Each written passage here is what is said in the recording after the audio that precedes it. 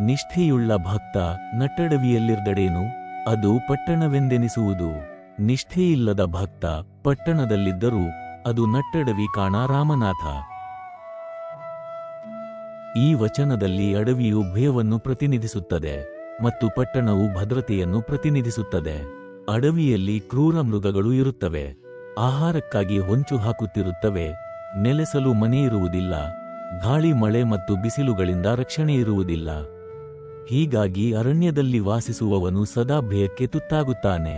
ಇದಕ್ಕೆ ವಿರುದ್ಧವಾಗಿ ಪಟ್ಟಣದಲ್ಲಿ ವಾಸಿಸುವವನಿಗೆ ಮನೆಯ ಆಶ್ರಯವಿರುತ್ತದೆ, ಕಾಡು ಪ್ರಾಣಿಗಳ ಕಾಟವಿರುವುದಿಲ್ಲ, ಅಕ್ಕಪಕ್ಕದವರ ಬಂಧು ಬಾಂಧವರ ಬೆಂಬಲವಿರುತ್ತದೆ. ಹೀಗಾಗಿ ಅದು ಭದ್ರತೆಯನ್ನು ಕೊಡುತ್ತದೆ.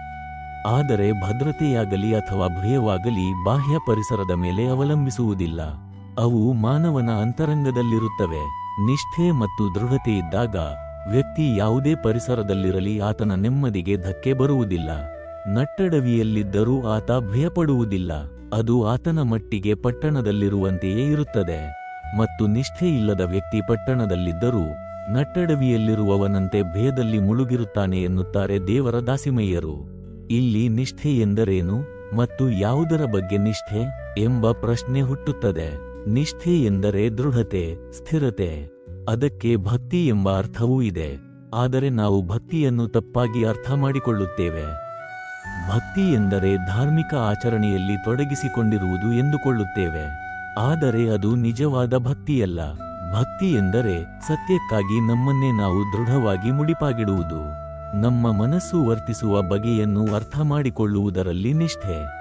ನಮ್ಮೆಲ್ಲ ಭಯ ಆತಂಕಗಳಿಗೆ ನಮ್ಮ ಮನಸ್ಸಿನ ವಿಚಾರಗಳೇ ಕಾರಣ. ಅದು ಯೋಚಿಸುವ, ವರ್ತಿಸುವ, ಪ್ರತಿಕ್ರಿಯಿಸುವ ರೀತಿಯೇ ಕಾರಣ. ನನಗೆ ಯಾವ ಭಯವೂ ಇಲ್ಲ ಎಂದು ನಾವು ಅಂದುಕೊಳ್ಳಬಹುದು, ಆದರೆ ಅದು ಒಂದು ದೊಡ್ಡ ಸುಳ್ಳು.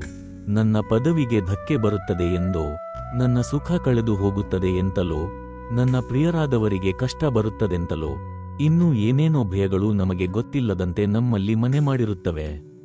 ಆದರೆ ನಿಷ್ಠೆಯಿಂದ ಇವುಗಳನ್ನು ಗಮನಿಸಿದಾಗ, ನಾವು ಪ್ರಾಮಾಣಿಕತೆಯಿಂದ ನಡೆದುಕೊಂಡಾಗ, ನಾವು ಆಳವಾಗಿ ಅರ್ಥ ಮಾಡಿಕೊಂಡಾಗ ಅನೇಕ ಸೂಕ್ಷ್ಮ ವಿಷಯಗಳು ನಮ್ಮೆದುರಿಗೆ ತೆರೆದುಕೊಳ್ಳುತ್ತವೆ.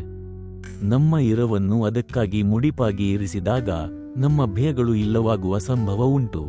ಆಗ ವ್ಯಕ್ತಿಯ ಮೇಲೆ ಪರಿಸರದ ಪರಿಣಾಮವಾಗುವುದಿಲ್ಲ. ಅಂತರಂಗದಲ್ಲಿಯ ಸ್ಪಷ್ಟತೆ ಮತ್ತು ನಿರಾತಂಕತೆಯು ಬಾಹ್ಯ ಪರಿಸರವನ್ನು ಹೊಸ ದೃಷ್ಟಿಯಿಂದ ನೋಡುವಂತೆ ಮಾಡುತ್ತದೆ.